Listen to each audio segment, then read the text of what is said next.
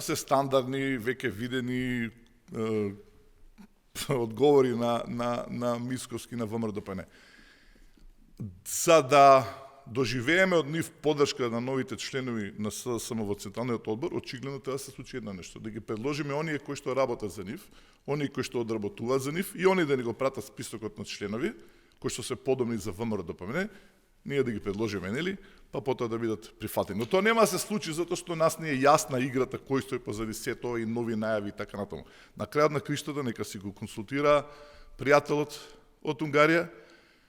од кој што гледам се добиат јасни насоки, нека објасни како тоа добивме во Македонија првпат во историјата председател на партија кој што ги елиминира подпредседателите, тоа е класичен режим внатре во партијата, не сам во државата, нека објасни за кредитите, нека објасни што се случува со таа релација и на крајот на криштата на многу сериозно прашање.